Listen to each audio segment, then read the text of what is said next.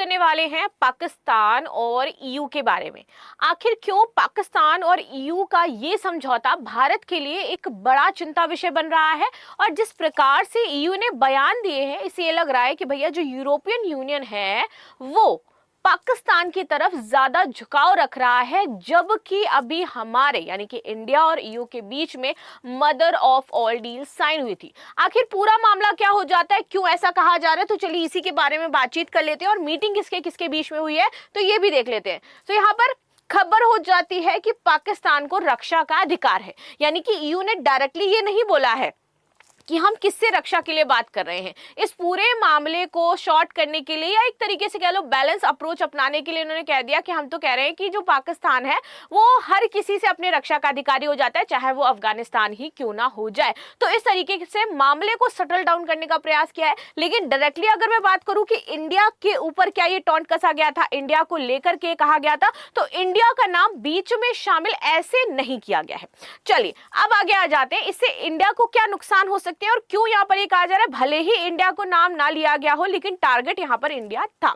चलो यहां पर देखते हैं एक tweet ministry of foreign affairs of Pakistan का, जिसने लिखा कि भैया डिप्टी प्राइम मिनिस्टर जो कि फॉरेन मिनिस्टर भी होते हैं, सीनेटर मोहम्मद इशाक डार, ठीक है, इन्होंने मीटिंग करी है ईयू के HR VP miss Kajla Khalsa से, और इसके साथ इस्लामाबाद में आज इनकी मीटिंग हेल्ड हुई थी, जिसमें बहुत बड़ी बड़ी इंपॉर्टेंट चीजें सामने निकल करके आई हैं। और इसी मीटिंग के बाद ये जो बयान आया था जिसने पूरी सनसनी फैला दी कि आखिर क्या इंडिया की जो मदर ऑफ ऑल डील्स है वो इस डील के आगे छोटी पड़ जाएगी, क्या ये इंडिया की कूटनीतिक हार बनकर के सामने आएगी, और वो भी हम हार किससे रहे हैं, पाकिस्तान से। तो क्या ऐसा हो सकता है, तो चलिए इसको समझ लेते हैं। आगे आ जाते हैं। तो ये पूरी न्यूज हर जगह चर्चा में चल रही थी that EU high representative for foreign affairs to visit Pakistan tomorrow, EU strategic vision a foundation for deeper Pakistan EU political ties. तो यहाँ पर जो यूरोपियन यूनियन है और आपका जो पाकिस्तान है, इन दोनों के बीच में पॉलिटिकल टाइज भी हमारी बहुत ही ज्यादा स्ट्रांग होती जा रही हैं डे बाय डे। लेकिन इनके स्ट्रॉन्ग होने से इंडिया पर क्या इफेक्ट पड़ेगा, तो वो अब हम डिटेल में जानते हैं। और यहां पर जो सबसे इंपॉर्टेंट चीज हो जाती है वो क्या हो जाता है ये भी समझेंगे। तो फाइनली डील समझते हैं क्या थी, तो भैया ये जो डील थी हमारी ये था कि 2027 तक ये लागू हो जाएगी, ठीक है। 2027 में हमारी ये डील लागू होने वाली थी, लेकिन उससे पहले ही पाकिस्तान में मीटिंग होती है और एक अलग डील फाइनलाइज कर ली जाती है। आखिर कैसे, चलो अब ये जो डील था यहाँ पर बात करते हैं of bilateral trade liberation coverage. तो यहाँ पर 96.6% इंडिया का था एंड यू का 99.3% था। अब बात कर लेते हैं goods import from the you 2024, जो डाटा हमारे पास है दैट इज 58 बिलियन यूरो, ठीक है। और वहीं अगर हम बात करें गुड्स इंपोर्ट फ्रॉम इंडिया 2024, यहां पर आप देखोगे तो दैट इज 84 बिलियन यूरो। दोनों साइड का आपको इंपोर्ट दिख जाएगा किस प्रकार से कितना हो जाता है।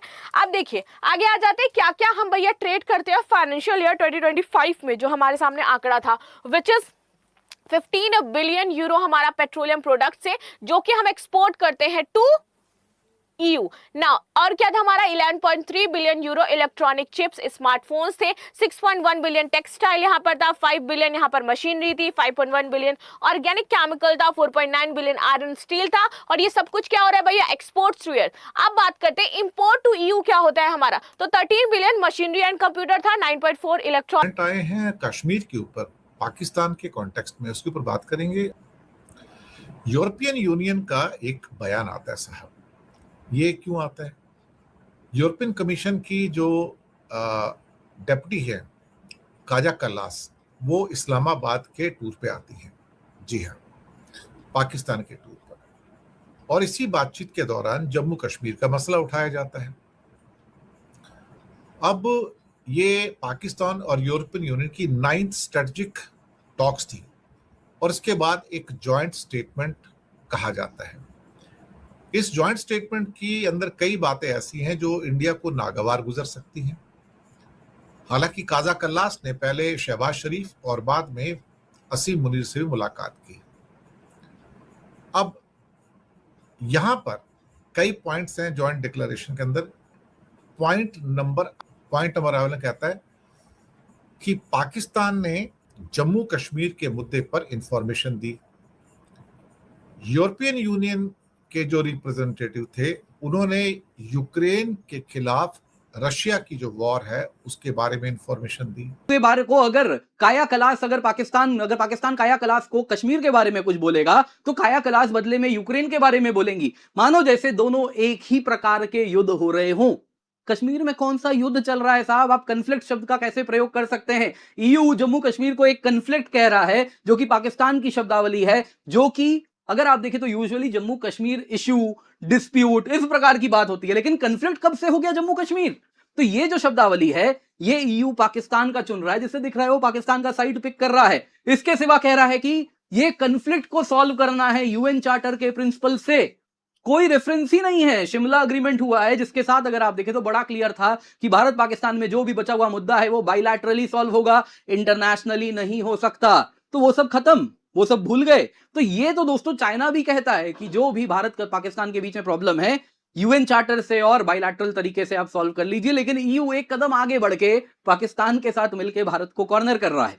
आगे सुनिए, ईयू दोस्तों क्लियरली साइड्स पिक करता हुआ दिखा। एक तरफ talks of terrorism, human rights कर रहा है, जिसमें आप देखें तो अफगानिस्तान से आने वाला आतंकवाद, अफगानिस्तान में हो रहा ह्यूमन राइट्स वायलेशन, उसकी बात हो रही है। लेकिन वही पाकिस्तान जो कि यूएस डेजिग्नेटेड टेररिस्ट जहां पे रहते हैं, वो पाकिस्तान जहां से आतंकी हमला भारत के ऊपर किया जाता है, इंक्लूडिंग पहलगाम, उस पे पाकिस्तान को कुछ नहीं कहा गया। पाकिस्तान में हो रहा ह्यूमन राइट्स वायलेशन जो बलूचिस्तान में हो रहा है, खैबर पख्तूनख्वा में हो रहा है, उस पे चुप्पी है। दोस्तों इस प्रकार का जो पाखंड है ये ईयू का कहीं ना कहीं उजागर हुआ है। आगे सुनिए, प्रिंसिपल्स का कैसे सिलेक्टिव एप्लीकेशन है। डेमोक्रेटिक कंट्रीज को जाएंगे, fundamental rights, freedom of speech का पाठ पढ़ाएंगे, लेकिन आज जब पाकिस्तान के साथ उठना बैठना कन्वीनियंट लग रहा है भारत के ऊपर दबाव बनाने के लिए, तो डिक्टेटरशिप्स जहां पे हो चुकी है, जहां पे डिक्टेटर्स हैं, उनके साथ सैयद आसिम मुनीर के साथ बैठ के आए, वो ढोल पीट रहे हैं। उसको पाकिस्तान जिसका खुद का टेरर ट्रैक रिकॉर्ड है, उसके साथ उठना बैठना और उसकी सराहना हो रही है जब ये कन्वीनियंट है। तो ये जो पाखंड है ये सब कुछ सामने आ रहा है। इंडस वाटर ट्रीटी पे सुनिए, यहां पे जरा लाइन सुनिएगा। जॉइंट स्टेटमेंट में इसने एग्री किया कि इंटरनेशनल ट्रीटी को रिस्पेक्ट करना चाहिए, बाइलैटरल एंड रीजनल अग्रीमेंट से जो ऑब्लिगेशंस है उनका पालन होना चाहिए, इंटरनेशनल लॉ, ह्यूमैनिटेरियन लॉ का ये क्लियरली दिख रहा है। ये घुमा के ईयू ने इंडस वाटर ट्रीटी पे पाकिस्तान को बैकिंग की है, जिसके द्वारा वो कहना चाह रहा है कि एग्जिस्टिंग बाइलैटरल ट्रीटीज जैसे कि इंडस वाटर ट्रीटी, ये यूनिलैटरली आप बदल नहीं सकते हैं। बस नाम नहीं लिया इंडस वाटर ट्रीटी का, अन्यथा एग्जैक्टली यही बात ईयू पाकिस्तान जो कहलवाना। यहां पर दोस्तों सवाल उठता है, काया कलास आखिरकार कौन सा डर्टी गेम खेल रही हैं? खुद कहा था कैरेट एंड स्टिक, तो उससे बड़ा क्लियर है ये दोस्तों। काया कलास अगर आप देखें तो बड़ा क्लियर है, she is anti Russia, anti Putin हर प्रकार से। और इसमें अगर आप देखें तो यूक्रेन में भारत के खिलाफ वो स्टिक पैदा करना चाह रही है। कैरेट एंड स्टिक में वो स्टिक है।